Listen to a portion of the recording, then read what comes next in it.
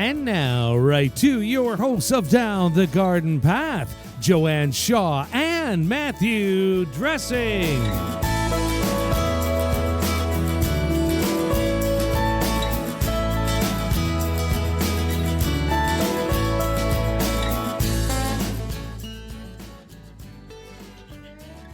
Hello and welcome to the 9th season of Down the Garden Path, where each week we discuss down-to-earth tips and advice while doing our best to help you seasonally manage your garden and landscape. I'm Joanne Shaw, owner of Down2Earth Landscape Design, and with me is my co-host and co-author, Matthew Dressing. Hello, Joanne, and hello, everyone, and thank you for joining us. I'm Matthew Dressing, owner of Natural Affinity Garden Design. As landscape designers and gardeners, we believe it's important and possible to have great gardens, which are sustainable and low maintenance. We want to help you make it happen. That's right. And winter can be a dark, bleak time of year, but that doesn't mean it has to be that way in the garden.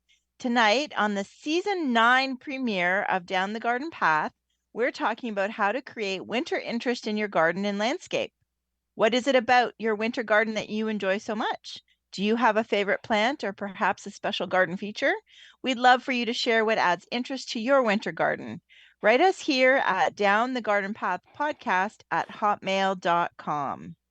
Well, wow, can you believe that it is season 9? I feel like I just need to say congratulations to you. You've done it longer than I have, but wow, it's been 9 amazing Down the Garden Path. Yeah, it's pretty crazy that I've been doing this for like 9 years of Mondays, right? Gary, you've had me for 9 years of Mondays, Yes, except for the last few weeks. But that's right. We're back, everybody. I know, 9 years.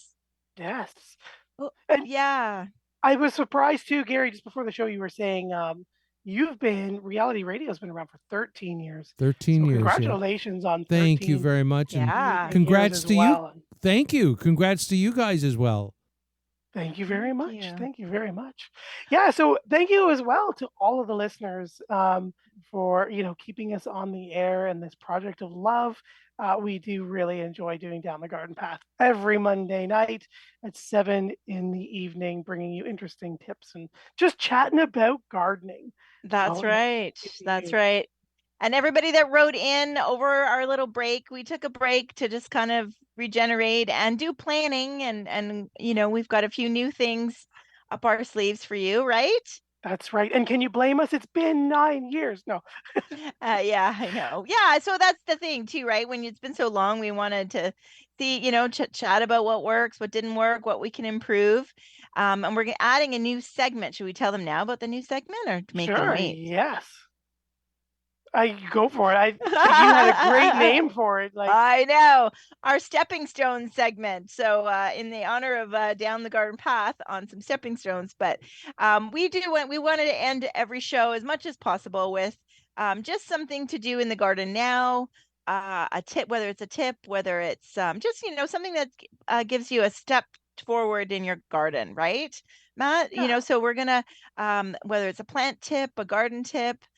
Some of the tips from our book. So I hope all of our listeners remember our Down the Garden Path step-by-step guide to your Ontario garden.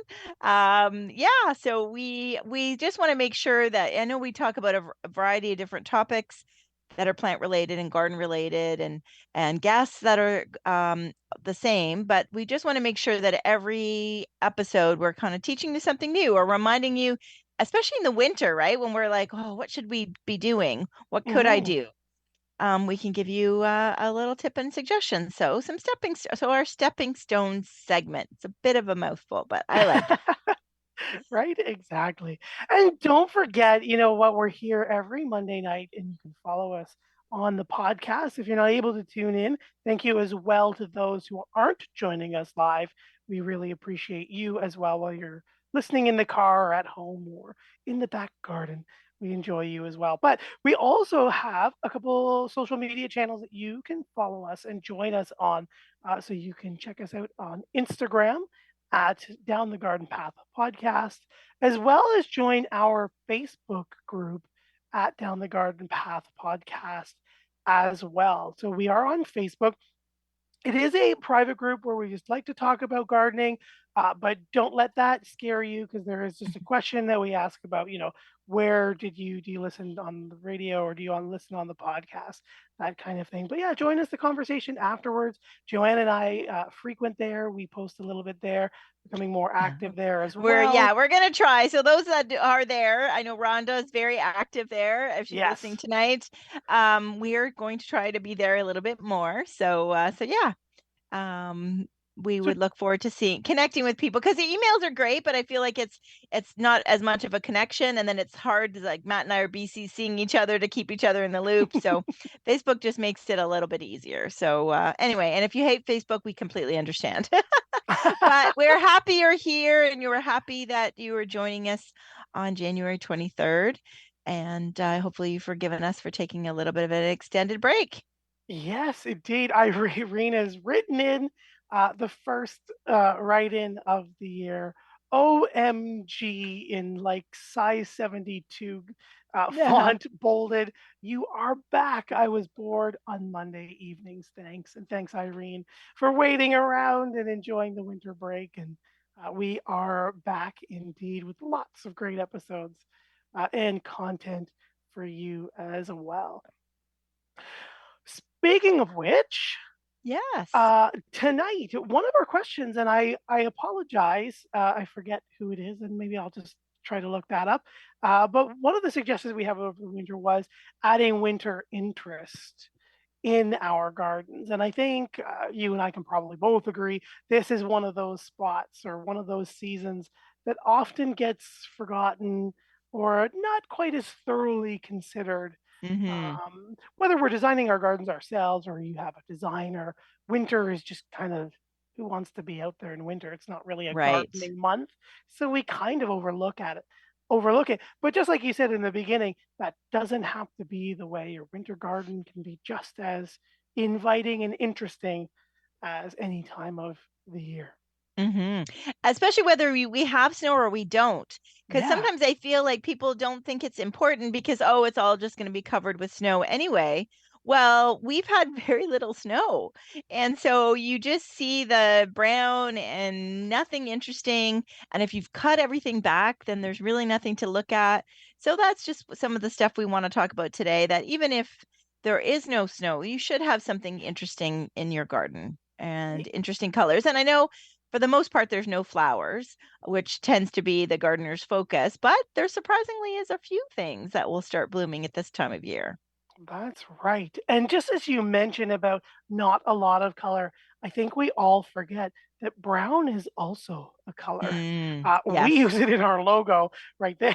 So don't forget that brown is a color and that a lot of things are varying shades of brown. And as we get into some of our things to consider when designing and some of the plant material, we'll see lots of different shades of brown and other colors as well. So how do we define winter interest? What is winter interest in general? What is it to you? To right me, on the spot. I know. Well, to me, I think it how do I word? Well, I think it is some evergreens that are not necessarily green. I think whether we have snow or not, snow on an evergreen, I think looks lovely. And if we don't, then I still think it's nice to have that presence in the garden. I know I shared some pictures with you of my garden, so I have some green. As people that longtime listeners would know about my love for yews and yew hedges, and I have those.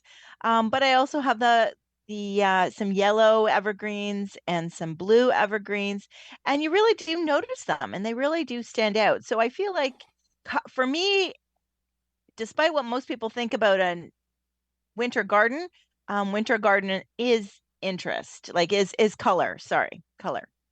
Yeah, there is a lot of color. And as you were saying, because you had, I think remembering the pictures, there was the blue globe spruce, was it? Maybe I'm wrong. No. And then you had the hops, mophead juniper there. But you know what I noticed as well amongst the stems and the yew and the, oh my gosh, and then the juniper, the other one I just mentioned, but was because you leave your leaves behind as well. You had like a nice leaf mulch. The colors had different like browns and cinnamons, and like there was Mm-hmm. like another layer of texture there amongst, it wasn't just bare, hard, icy looking soil. So there was another layer of texture and softness and color to for those other colors to play with, which For I sure. was one of the Yeah. first things I noticed as well. Yeah. Yeah. And texture, like in addition to color, I think texture is a huge thing because the even when we say evergreens, all those evergreens have a different texture, right? Like the globe spruce has a different type of needle. You know, anybody who has like white pine, I've got a weeping white pine and a weeping Norway spruce, both very different textures. And I think that can add some quite a bit of interest, especially when they're dusted in snow, of course, but even when they're not. Yeah, I agree. And that would be my definition of winter interest is right, is we have the different colors, the greens, the browns, definitely that one time of year where everything gets dusted with some beautiful light white snow really adds that whimsical. But then outside of that, yeah, it's a lot of the textures. We get to see, the textures of the shrubs and the seed heads. And even just like you were saying, the various evergreens have different textures themselves, the needles, the shapes. So there's lots of interplay amongst the plants and what's left behind, for the lack of a better term, for winter, Hmm. to see and enjoy and explore. Yes. Yeah, I mean, I think things like easy things like ornamental grasses, they, depending on the type, they all have different kind of seed heads and thick stem and size stems, and they can really be showy in the winter as well. So that's something, right? Yeah, definitely. One of those considerations is, those herbaceous forms that may die away. Even though they're not a shrub and they're leaving wood behind, or an evergreen, they will die and leave something behind. So, yeah, there's a lot of movement, pardon me, in grasses, some more than others. But yeah, I mean, you don't ever want everything whipping around in a winter wind either. Just a nice sway kind of adds that visual interest, catches your eye. Uh, the other thing is things like sedums or echinaceas or rudbeckias, right? They have beautiful seed heads that can be left behind with multiple purposes for us to enjoy looking at it. That nice little dust of sugar icing kind of snow, but also it's attracting wildlife and other Hmm. movement into your yard as well. So yeah, there's a lot of things to be left behind, as well as remember too, as we say evergreens, we often think of, our Christmas tree kind of trees, right? Our spruces, our pines, our firs, or even junipers and cedars, and the different shapes. But there are a number of perennials with perennial or evergreen foliage as well. Again, some ornamental grasses. There are some heucheras. There's a lot of other perennials that might just stay there when there is no snow, to again add that layer of depth and green. So when you think evergreen, don't just think of Christmas tree, Hmm. or a globe cedar that everybody hates, which I love, by the way. Uh, especially the one that we found at Sheridan, that one nursery near us. Uh, Yes. it was the fire chief Cedar. cedar. Yes. Yes. Yes. So yeah, so just consider evergreens. Yeah, there are the typical evergreens, but then there are evergreen perennials as well that have foliage that'll either die away completely by year's end or regenerate. So in a year like this, where we've had very little snow here in the GTA, we that's where some of those perennials that might be normally buried have an interesting texture, a bold green foliage, or some Hmm. purples and reds that are just kind of nestled at the ground level. So yeah, Hmm. evergreens can be more than trees and shrubs. So keep That's right. that in mind. Yeah, and to name a few too, I noticed that in my garden I have the caramel coral bells, which I quite love, and that's that like real caramel color. And I didn't realize that they are like they're evergreen, like they're still up and still that color, and my lungwort too. So those two Mm, are kind of near each other in the yep. garden, and yeah, it's like it's kind of gone to sleep. And but it's you still see the leaves, you still see the dots on the leaves, like it's still got a great texture to it. Both of those happen to be near my walkway, so I noticed them. And Virginia is another favorite of mine that I Yeah. have on beside my front door because It's similar to a hosta in a sense that it's really about the foliage. Like it does send up a flower spike, which is much nicer than the hosta flower spike, in my opinion. Yes. But it is short-lived. And then in the fall, the foliage kind of turns burgundy. It's certainly more oval and like rounded than a hosta leaf.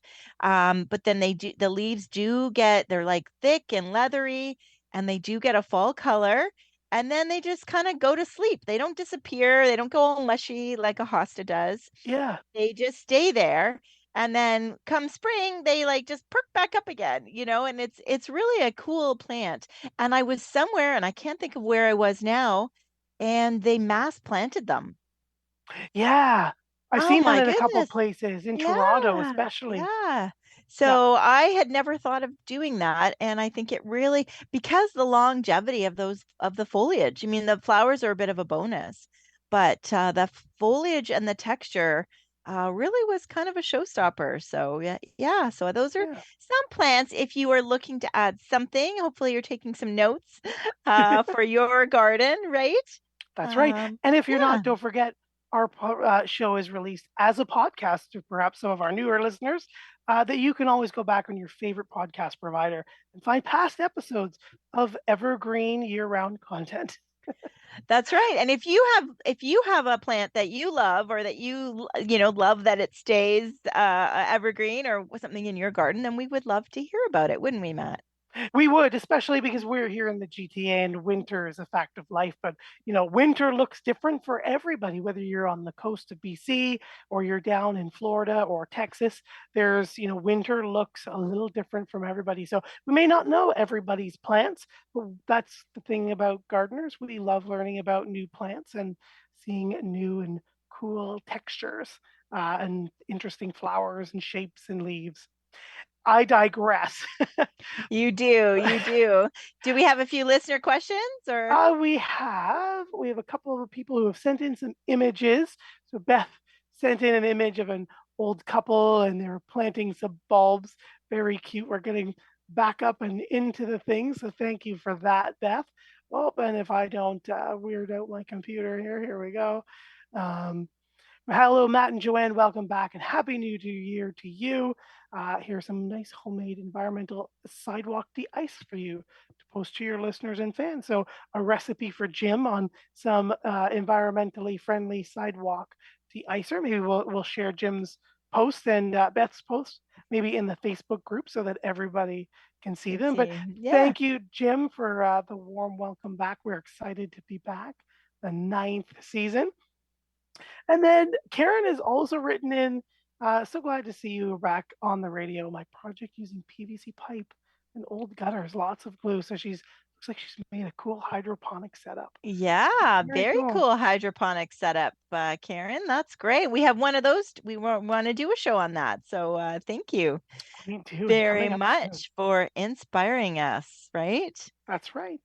So one of the other things that we said as we were talking about evergreens and perennial foliage, that movement and leaving seed heads behind, that's another form of interest and movement that we can bring into our garden for winter interest is wildlife. We might have overwintering songbirds, especially, that can add a little bit of color and again, movement. So there is still, even though things are asleep, uh, they look dead, they've changed color, and they're pretty buried or dormant in an icy grip of winter. We do have lots of foraging birds and other interesting animals that we may actually get a better look at and see their colors because they can't be as hidden amongst all of the foliage in those normally protected space. So if you have kind of a uneventful winter landscape, you might consider adding some of those or leaving up some of those seed heads to bring in some wildlife, some bird life. It doesn't have to be anything elaborate.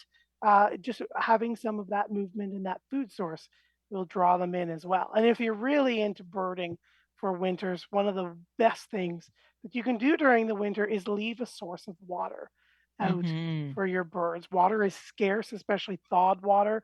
So even just a heated, uh, you know, bird bath or water pool that you refill daily or every other day, uh, some of them are solar powered. That will really draw in some interest without having to necessarily feed them, because a lot of people feel like if they're feeding them, A, it's an expense, but B, it's not their natural source of food. So you don't want them to rely on you, and then winter comes hard times and you can't, etc. So there are some considerations if you want to do wildlife.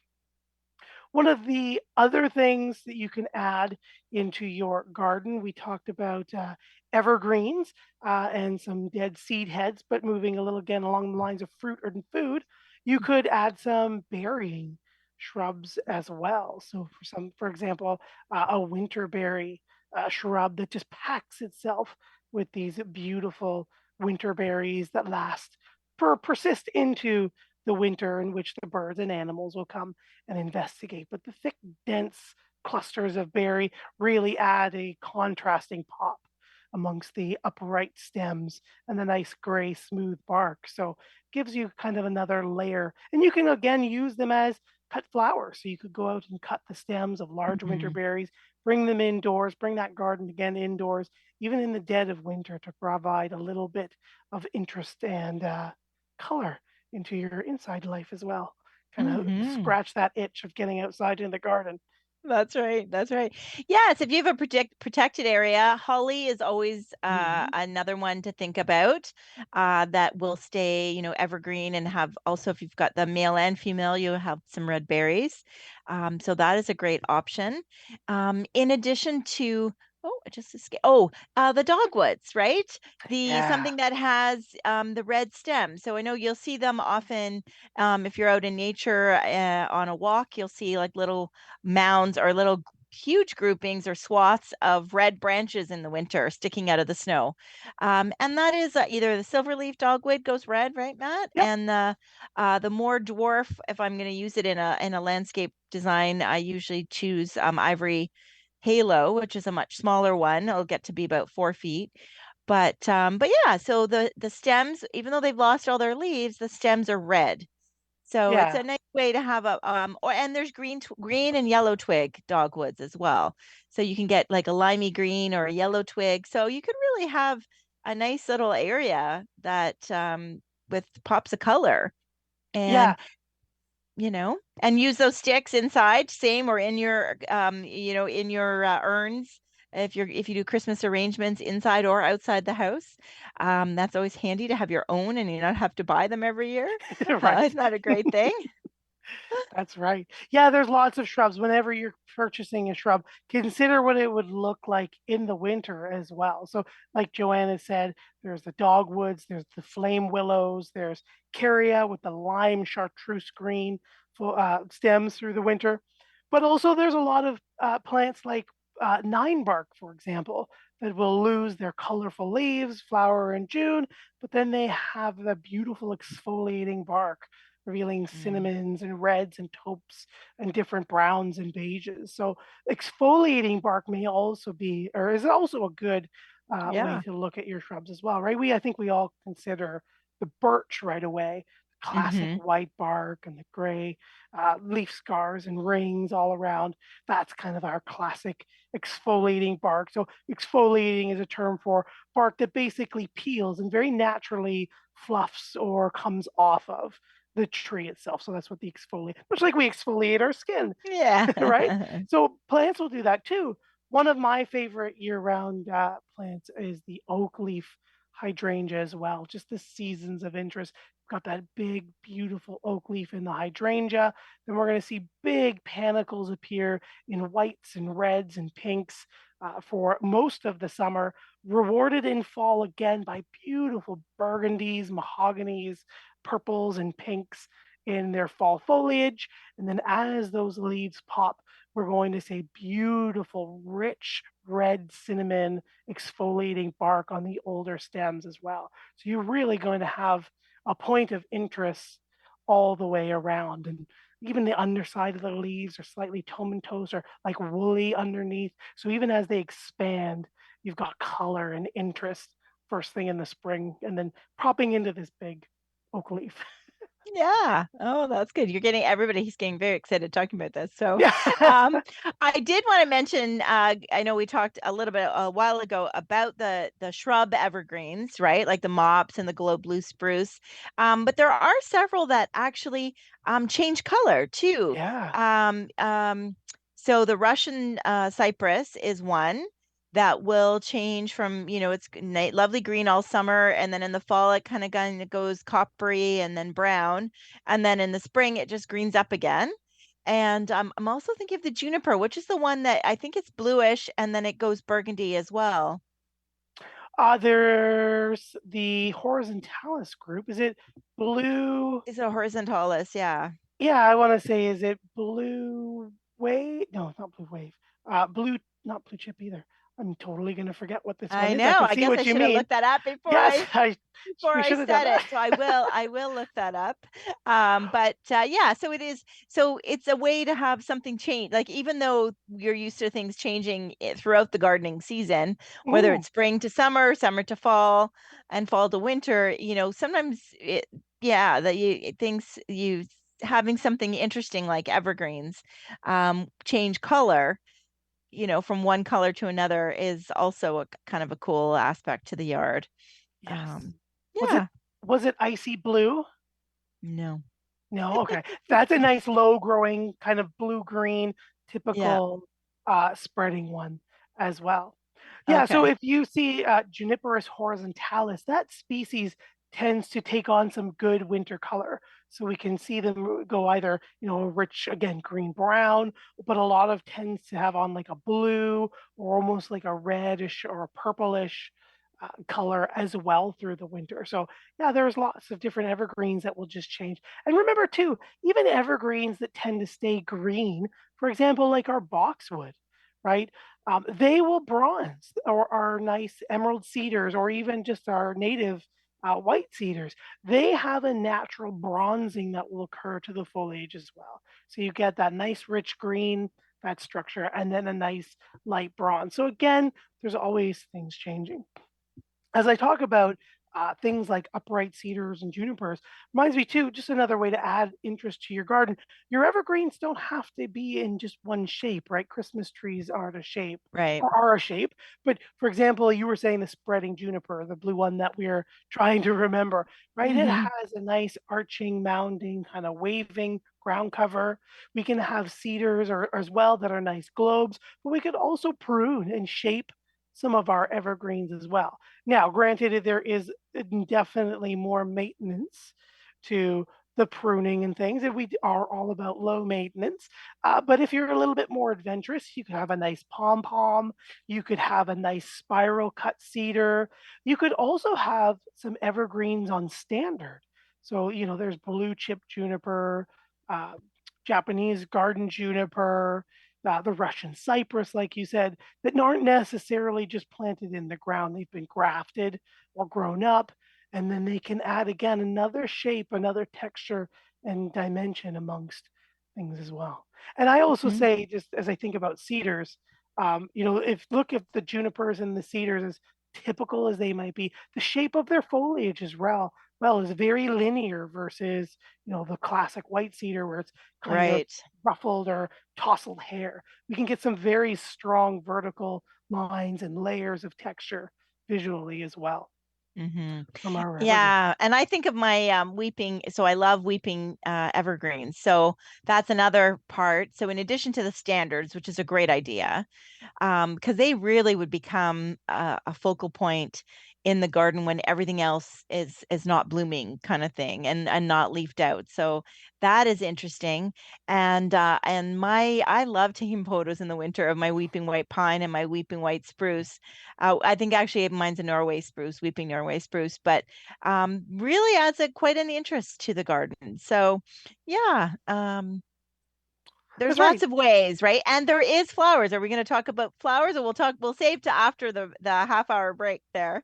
We'll tell you that there are some things that are flowering this time of year, aren't there? Yeah, that's like get in there and give you a little pop of color. So I just gonna do our obvious, our mid-show station ID saying thank you everyone for joining us here live on Reality Radio 101. And again, thank you. If you're not listening live and you're in the car or at home, we appreciate you just as much. I'm Matthew Dressing here with my co host and co author, Joanne Shaw, and you're listening to Down the Garden Path here on Reality Radio 101. Joanne and I enjoy hosting Down the Garden Path each week, bringing you interesting and relevant topics to help you achieve a great garden. We learn right along with you from our research and from the guests that join us here on the show. Don't forget, you can spend more time with us down the garden path. Instagram and Facebook is where you can find us. At Down the Garden Path Podcast is our handle there. And you can always find us on your favorite podcast provider with lots of content from years past as we kick off the season 9 premiere of Down the Garden Path this evening. There's lots that we've already talked about and lots we still have yet to talk about.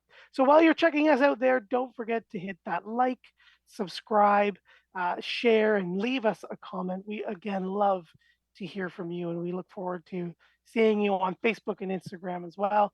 Don't forget, you can always write us down the garden path podcast at hotmail.com. And don't forget to check us out on our own websites, www.down2earth.ca is where you're going to find Joanne, and www.naturalaffinity.ca is my email address. Or my email address, my website. But I do have my email addresses there as well. So just before we had our little break there, you were saying that there are some beautiful flowering shrubs as well that we could see right now, or some flowering things. Yes, not so one I think of one is a shrub and one or a small tree and one is a perennial. So let's talk about the hellebores. Yeah. And so I know. So commonly called Christmas rose. You'll see them in the nursery, as soon as the nursery start to open up in February, March, you'll start to see them. They were always popular at Canada Blooms. They are quite, you can probably tell more about the genus, but their leaves are very evergreen. That's right. Right. And they're low to the ground and shade tolerant, but they also start blooming in the winter. And oddly, I just found this out that the one that starts blooming earlier, the earliest, oddly enough, is the white one. And so mine is blooming. I'll post a picture of it in the group later. But so my hellebore, and they do kind of expand. So when you first get them, they're a little sad, and you might get like 1 or 2 little blooms and a lot of foliage, but they do thicken up and they do get bigger. So my white ones are definitely blooming, and I noticed that I have pink ones now. You're really good to put them close to where your front porch is, where your doorway is, so that you can see them, right? So if they're all out in the backyard, back corner of the yard, you're not going to see it bloom, but they will bloom for like 3 months in the winter. Yeah, they can bloom a very long time, a number of weeks to months. That nice, cool weather keeps their flowers moving very, very slowly. So they tend to last for a number of weeks. And again, this will all depend on who you've got, right? So right. All the cultivars, just like all the other tree shrubs and perennials, they will have a slightly different bloom time and start period. Again, like you said, the white ones tend to bloom earlier. Yeah, so we can have some beautiful flowers poking through the ground as mid-February to late February, and then blooming on for a while. You mentioned the white one, but white isn't the only color. So there are lots of different colors. We can find hellebores in whites, greens, yellows, yellows and whites. There's whites with little red specks on the petals. There are even double red ones and crimson and black. So there's quite a wide variety of colors and forms. Most of them tend to be kind of sideways looking. They're not like upright like a daisy. They kind of look out and away from you like a sunflower, but there are some nice double ones that are nodding and all very layered as well. So there's quite a variety of flower form and texture and heights that you can get as well. Yeah.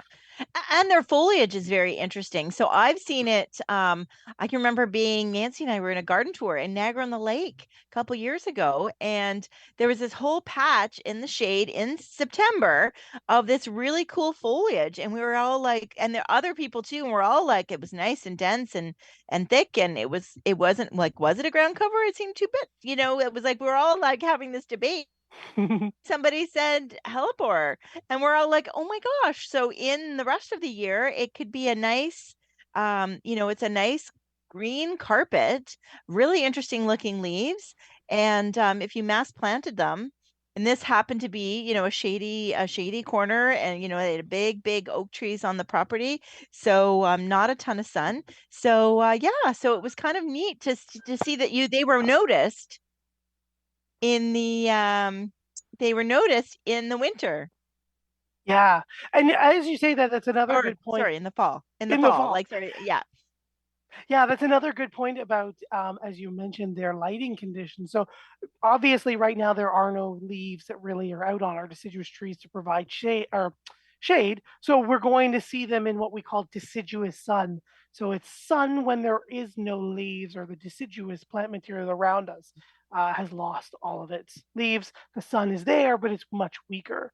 So we would plant it, it'll get full sun, but winter sun, but it is more of a partial shade to full shade plant. So as you were saying, like it's under the oaks and in more of a shady spot, that's where she's going to like. She'll take some full sun, but you can run into some scorch and other issues.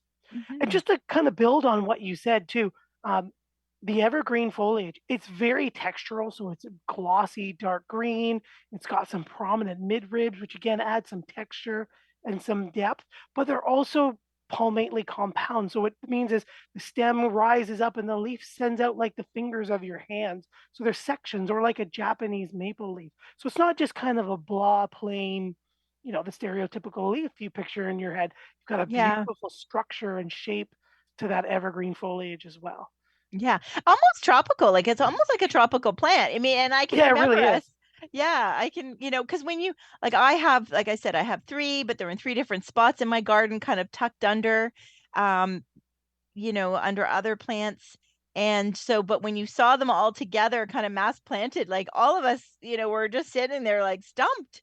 So that was kind of really interesting. So, and that's, many people struggle with shade. That is one of the challenging areas in your yard. And so, and especially front entrances, if they're shady, I think it's a great plant to have, because it's just nothing better than, especially when we don't have snow, right? To see some pops of color and flower in your garden. And yeah, the variety is humongous. They are a little pricey, which, if you're wondering if they're worth it, they are, because of that. I think because of the fact that you get those winter blooms or those early spring blooms. Some don't start to blooming till March, so mine's blooming in January. And of course it's going to change season to season, and right, a little bit. But I think just how long that plant is in your garden, it even beats a hosta, because hostas die back and you don't see them anymore, whereas they stay noticeable. So I think they really are a little bit worth the splurge. Yeah, definitely. They're not inexpensive sometimes in the garden center. I mean, I've seen them upwards of $35 to $40, depending on them, right? And that seems like, wow, what an investment. But you are buying a really rugged shade perennial that's going to reward you in multiple seasons year round. So yeah, definitely. And they tend to be beyond. Some of them are the white ones, but then some of them are like double whites or reds, or so you get some of the different variety in the leaf and the flower color as well. So definitely recommend that as an investment. Pardon me as well. That's good. Yeah, something, well, if you want to, or even ask for a Valentine's Day gift, you can get a gift card to your local garden center, because they'll start to have those out there. So hellebore, we'll have them in our show notes. But it's often called Christmas rose as well, right, Matt? That's right. Yeah, Christmas rose or Lenten rose. Yeah, that's right, Lenten rose. So there's also a shrub that, and I think I want to try to get one, because I don't have one currently in my garden. I know. And that is witch hazel. Yeah, that's right. Witch hazel is a beautiful, very early flowering shrub in our garden. It's not very small. It tends to be a larger one, but there are some dwarf, slower growing witch hazels. Are there? Okay. Or hazels Yeah. that are out there that'll bloom early, but they're a little slower to grow. So just the classic witch hazel blooms super early for us. I've seen it blooming again early March to mid March. Depends on the weather as well. If it really has a nice deep freeze cold for us, we might see it bloom a little later. But as the winter kind of backs off and milds up a bit, yeah, I've seen them bloom very early. And what we see is along the stems, along the nodes, so where the that bulge or the knot in all the stems, we see very long, linear, strap-like flower petals in yellows and reds. The classic is a bright yellow, very shredded, fine, linear, hair-like or almost hair-like flowers. So they just cover in big tufts all the way down and along the stem. I think red dragon is one of them that blooms that nice red color. So it's instead of that yellow, we have almost like a rich, like crimson red. And even I've seen some of them, they have a little bit of a darker red. So it's almost like a red black by the time it connects. But that adds a very interesting pattern to the landscape because not only do we have the flowers blooming very early, but we've got like the corkscrew hazels that'll have more of a catkin, but again, a little earlier and bright yellow. So we've got some twisting in some of the different hazels, but we also have a little bit of a zigzagging in the witch hazels and those ones that bloom early in the spring. So we get kind of again like a visual input to our winter as well as some nice early flowering.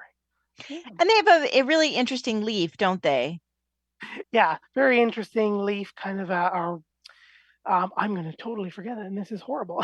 It's almost like almost dentate, so the points kind of stick out more Yes. sideways and or straight out versus long Yeah. ways or like serrated.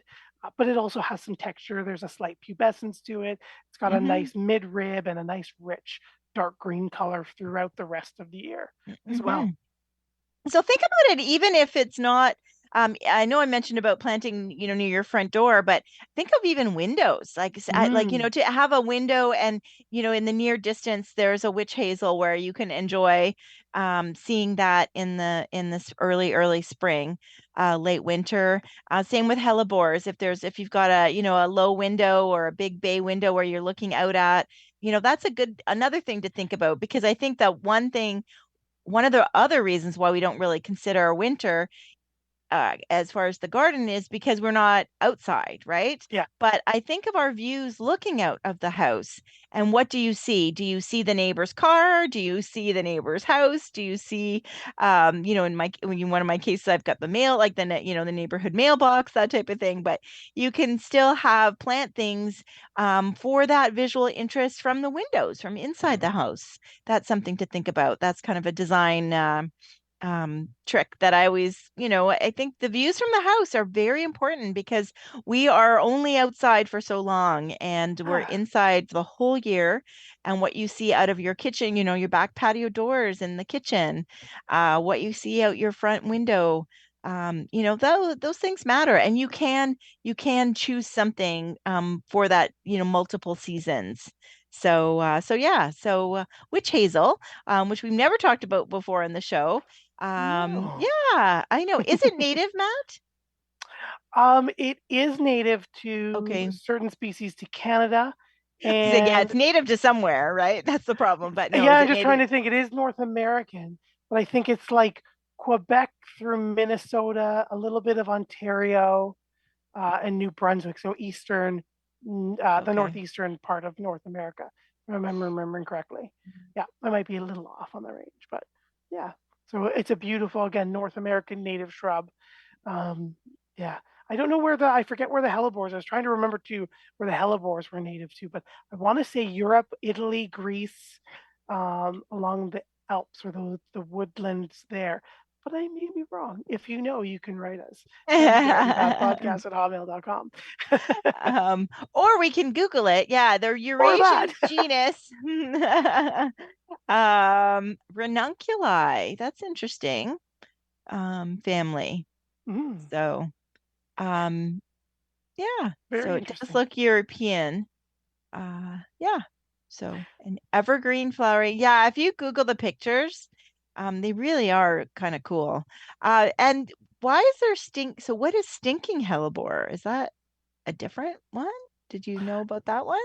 Yeah, different species. I think it has a fragrance, but it might also remind something rings a bell. It's also kind of like the Fritillaria imperialis, the crown imperial plant, or the Fritillaria bulb that we see, where there's a little bit of a scent to the plant itself versus just the flower as well. But again, I might be misremembering that. Yes, no, it does say unjustly named stinking hellebore. So so that's good to know that it's not really stinky. But yeah, Oh, good. very Okay, so interesting. I am Yeah, remembering the something else. flower variety and types and colors are very funky, I think. I think they're very unusual. So, and there's nothing like it in the summer garden. That is for sure. That is for sure. So, so yeah, so that I hope we've given you some tips. Another tip that you and I talked about sharing with our listeners is to, if let's say your house is lacking on some winter interest or you're not sure what you need, if you're walking around or driving around your neighborhood or maybe somebody else's neighborhood, check out what's growing in other people's yards. If you're in a new home, maybe take a drive around a more of established neighborhood and see what's interesting there and what you like. And, do you like the ideas of having evergreens close to the front door? Or maybe you don't. You want them somewhere else, closer to like a grouping near the driveway where you get to see something. But yeah, so I think something we talk about a lot in the book, we worried so much that we said it so often, right? When we were writing our book, but it's no more, lugging out a camera anymore. It's all on your phone, which you probably have with you. So snap a picture of what you like, what you don't like, and that will really go a long way to helping you plan and improve your winter garden. And whether you need our help as landscape designers or a landscape designer in your area, uh, or if you are going to do it yourself, then you can do that. But I think it definitely is the time of year, and we're about to get snow here in the GTA. I think by Thursday. Got a little dusting yesterday. So now we've got a little bit of a gap that you can go out there and take some photos. And because the sky has been so gray, that's perfect photo taking lighting, right? Yeah, the photos come out quite nicely as well. So yeah, grab those cameras, go out and see what you like and see what you don't. Don't forget to see what you don't like as well. What might be missing, yeah, from your garden or from someone else's garden. That's right. That's right. So is that our stepping stone tip of the day, or is that just wrapping up our? I think that's wrapping up. We could have moved it to stepping stone, but I know we've got a few. And the other thing we were going to do in listener, make sure we get all the listener Yeah, questions in our stepping stone segment as well. So yeah, so Matt, what to start off our new stepping stone segment? We I, have listeners sharing lots of pictures and lots of things. I feel like you should be kicking off this segment, but yes, Ray has written in. Thank you for the show, Joanne and Matt. I live in Nome, Alaska, and sometimes we don't get any sunlight for weeks at a time. Of course, Oh the weather wow. is mostly cold up here, so this is what I have purchased, a lifesaver. And you can't see the picture, but it is a beautiful, and I'm not sure what I can almost kind of read the brand, but a beautiful hydroponic tower, fully lit from the inside out and just filled with beautiful, it looks like some beans and some small melons and lettuces and other interesting herbs and plants in there to grow around. So raised Yeah, from I think I see some hydroponic. Swiss chard. Yeah, Yep. I Yeah. see Yeah. some Some Swiss stems chard. there. Yep. Yep. Yeah, for Yeah. sure. Oh, Ray, that is so great. I thank you for sharing that. That's the second listener who shared us with their hydroponics. So that is really catching on. So we definitely should do a show. We have done, right, a Yes. show on hydroponics, but we will do another one. So that's That's great. Yeah, that's right. We explore home hydroponics. Tyler, and sorry, Tyler, if you ever hear this, I Uh, forget your last name. But if you Google home hydroponics down the garden path or look at your favorite podcast provider, yeah, Tyler goes through a number of DIY home projects where you can make mhm. great little hydroponic and lit stations throughout the house, especially with the cost of food nowadays, right? It just kind of Yeah, drives home that grow your own trend that never dies. So yeah, that's that's right. a few, yeah, of our listeners who have said they've grown hydroponics. So we will definitely be having a show coming up soon. So stay tuned for that. Frank has also written in, glad the garden show is broadcasting tonight. Too early to start veggie seeds inside? Ah, well, that leads me to one of the other stepping stones I wanted to talk about. That it is you could technically start them inside. There are a few things that you can start inside in January, Frank, and the rest of our listeners. Things like lavender and onions, if you're looking for flowers or food. But winter sowing, this is a time of year you can, you can do some Googling if you'd like. Uh, because we'll run out of time explaining it. I guess we unless we do a whole show on winter sewing, Matt.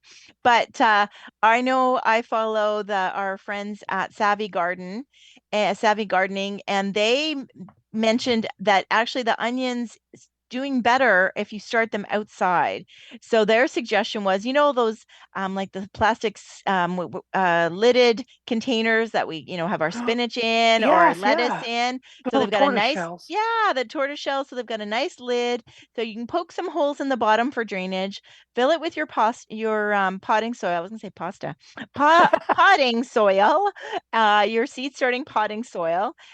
Sprinkle your onion seeds on the surface, and then get this, take it outside and just leave it somewhere. And it's okay. This cold will do its thing. The light, it will adapt to the light. You'll get the moisture from the chill and the so and they will start, you'll kind of get a head start on your onions, and in their experiments they actually grew better than ones that were started inside. So that could be a neat test. But there are many things that you can start outside. I think those we don't have. So for our US listeners, you get the water jugs or the big milk jugs.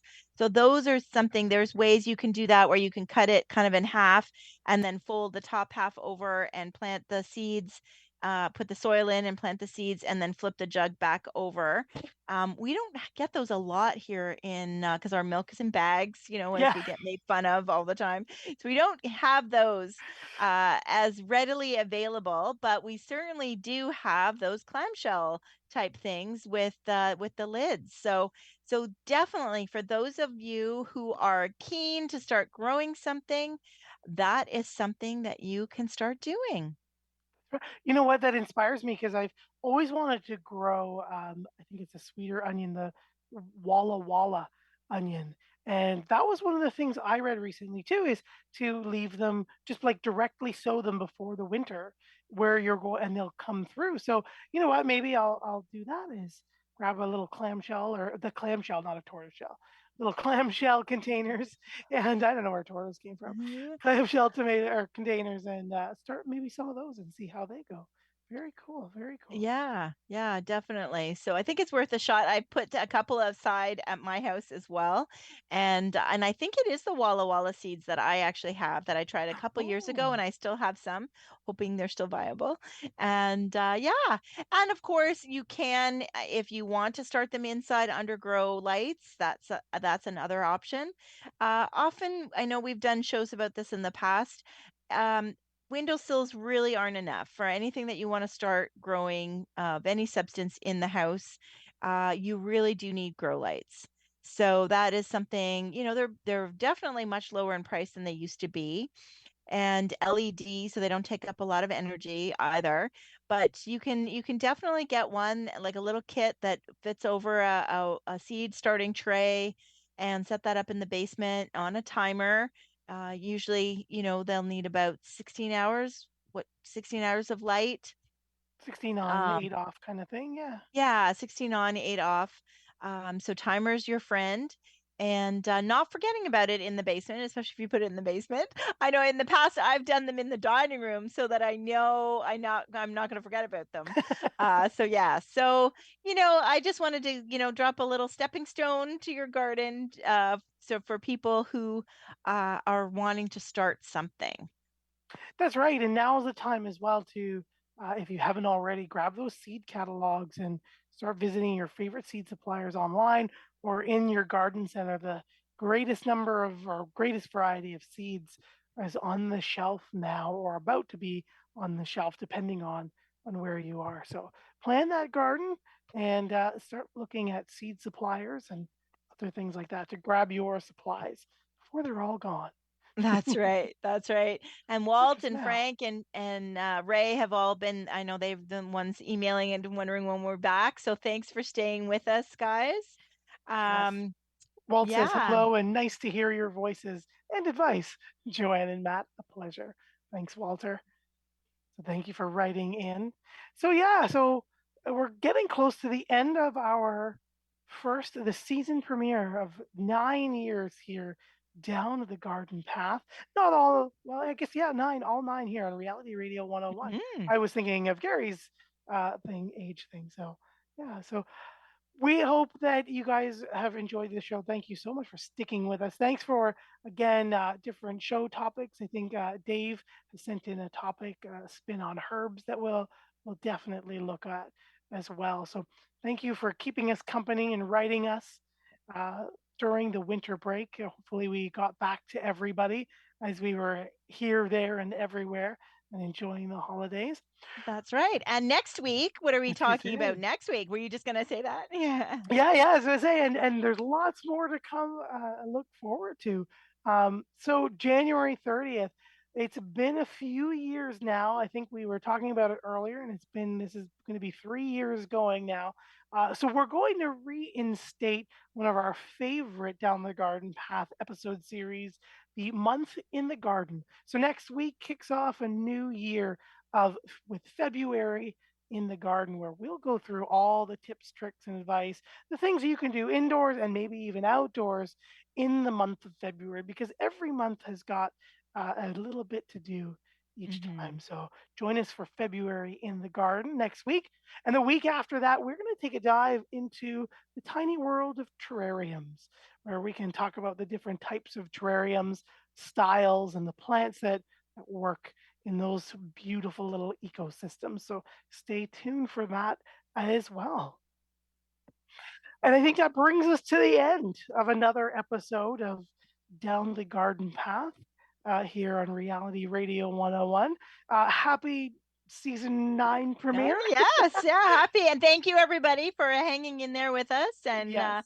for joining us here live on the radio. And for our listeners that will be listening later, we appreciate you as well. And we'd love to hear from you. That's right. We look forward to seeing you next week. We hope you all are well. Happy belated New Year. And we'll see you next week. Take care, everyone. Thank you. Bye-bye.